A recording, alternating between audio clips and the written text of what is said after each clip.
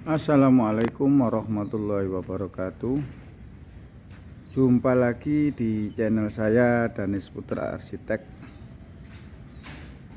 Channel yang selalu ingin berbagi ilmu, berbagi pengalaman, berbagi pengetahuan tentang cara menangani toko bahan bangunan.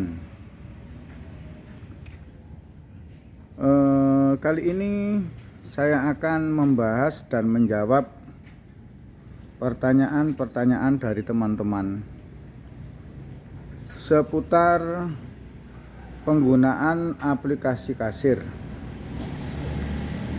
Banyak dari teman-teman yang bertanya kepada saya, Pak, bagaimana mengisi nomor barcode? Ada lagi, Pak, bagaimana caranya mengisi pas satuan barang-barang besar yang curah, kayak pasir, kayak koral, kayak kabel. Ada yang tanya kabel kan roll-rollan 100 meter. Bagaimana cara mengisi satuannya supaya bisa dimasukkan satuan ke mesin kasir? Terus ada lagi yang bertanya bagaimana kalau ada listrik mati, apakah mesin kasir itu bisa dipakai? Terus ada lagi, ini semua pertanyaan saya rangkum saudara-saudara, karena hanya membahas tentang mesin kasir. Itu masalah paling mudah, paling gampang. Terus jawabannya juga simpel sebenarnya, tapi nggak saya tunjukkan sekarang. Nanti kalau di akhir video saya tunjukkan jawabannya. Saya berikan fungsinya dulu, saya berikan manfaatnya dulu. Manfaat dari mesin kasir itu semua adalah untuk kemudahan kita, bukan untuk kemudahan saya, kemudahan Anda yang memakai. Kemudahan dalam apa? Dalam mengelola toko bahan bangunan, mengelola keuangan, merencanakan pembayaran, mengetahui utang kita, mengetahui piutang kita kepada di konsumen, mengetahui utang kita di supplier. Jadi kalau kita semuanya itu detail, tercatat, itu untuk analisa itu gampang. Untuk analisa, untuk meneliti, untuk mengoreksi itu gampang semua. Karena apa? Karena ada catatannya. Dan untuk mengingat harga satuan barang itu tidak perlu menggunakan otak kita. Kita mandatkan, kita percayakan kepada mesin kasir. Bayangkan seandainya kita menghafalkan 7.000 item yang ada di toko bahan bangunan. Ini bukan main-main loh, ini bener loh ya.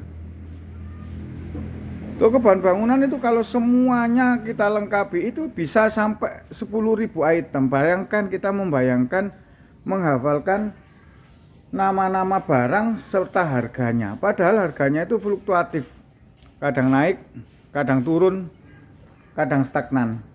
Itu pasti fluktuatif kayak besi. Itu enggak tetap. Enggak pernah tetap harganya di toko bahan bangunan. Kadang-kadang pengambilan hari ini seminggu lagi sudah berubah.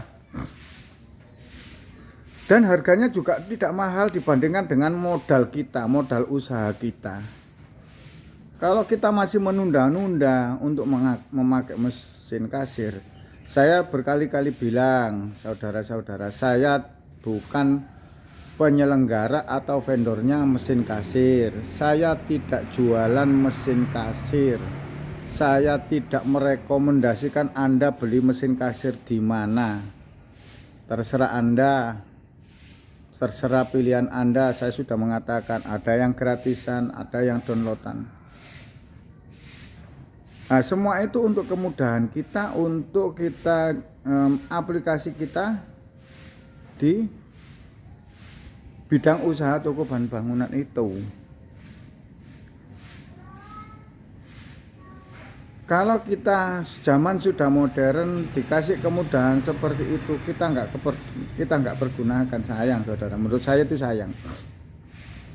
Dan untuk mempelajari mesin kasir dengan semua pertanyaan, dengan segala pertanyaan itu, saya bisa menjawab begini. Mesin kasir itu sama dengan sepeda ontel.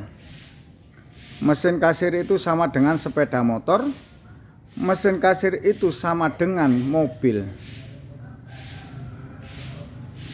Kalau kita melihat orang mengemudi mobil tanpa kita belajar mengemudi atau pemegang kemudi sendiri, kira-kira melihat tok selama 1 tahun, bisakah kita mengemudi? Kalau kita melihat orang menaiki sepeda ontel selama 1 tahun, kita melihat saja tanpa kita menaiki sepeda ontel itu sendiri, bisakah kita menaiki? Kalau kita melihat orang naik sepeda motor selama 1 tahun, kita tidak pernah belajar naik sepeda motor itu, apakah bisa kita menaiki sepeda motor? Semuanya tidak bisa dikerjakan atau dilaksanakan. Karena apa? Karena semua itu butuh praktek.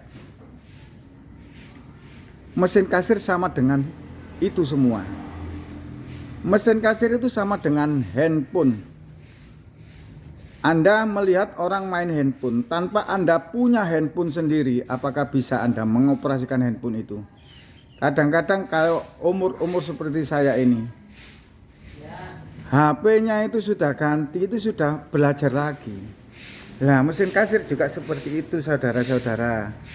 Makin lama kita gunakan, makin lama kita pakai, nanti itu bisa dengan sendirinya. Allah bisa karena biasa. Kita pakai semua, kita pakai setiap hari. Makanya saudara-saudara kalian yang tanya, saya tahu Anda yang bertanya terus tentang mesin kasir, itu pasti Anda belum punya mesin kasir. Saya yakin itu.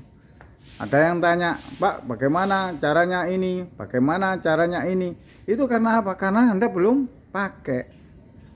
Kalau Anda sudah memiliki dan sudah menggunakan, saya yakin pertanyaan itu tidak akan muncul, dan pertanyaan itu pasti terjawab dengan sendirinya. Makanya untuk teman-teman, kalau memang serius usaha, itu coba dipakai. Ya, cari yang murah-murah saja. Tapi ya, orang Jawa bilang nggawa rego nggawa rupa. Yang murah ya pasti memang fungsinya kurang maksimal. Yang beli itu pasti fungsinya maksimal dan garansinya jelas. Di tempat saya itu, saya aplikasinya memang beli, jadi garansinya jelas. Ada rusaknya, ada trouble-nya, ada yang dihubungi, ada yang memperbaiki.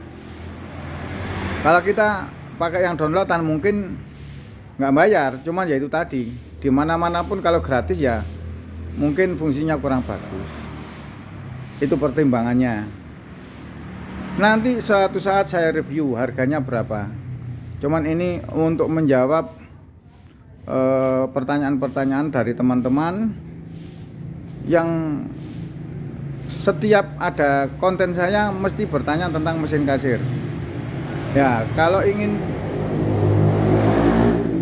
tahu jawabannya yang pasti, itu sama dengan gini loh saudara. Sama dengan Anda itu kepingin makan jeruk ya. Nah, kepingin makan jeruk itu, jangan jeruk itu dilihat saja. Jeruk diambil, setelah itu dikupas, setelah itu dicicipi, baru tahu rasanya. Oh, jeruk itu manis, apa jeruk itu kecut, apa jeruk itu asin. Itu karena sudah praktek. Dalam semua bidang usaha dan pekerjaan, 1 kali praktek itu lebih baik daripada 1000 kali teori. Nah, kalau saya menjelaskan teorinya 1000 kali, Anda praktek 1 kali, itu sudah terhapus teori saya. Demikian saudara-saudara menjawab pertanyaan tentang mesin kasir. Saya doakan semua yang punya usaha atau yang ingin punya usaha diberi kelancaran oleh Allah Subhanahu wa taala dan diberikan rezeki yang barokah, rezeki yang melimpah, dan menjadikan kita semua orang yang bermanfaat bagi orang lain, karena sebaik-baik manusia adalah manusia yang bermanfaat bagi sesamanya. Demikian saya akhiri. Assalamualaikum warahmatullahi wabarakatuh.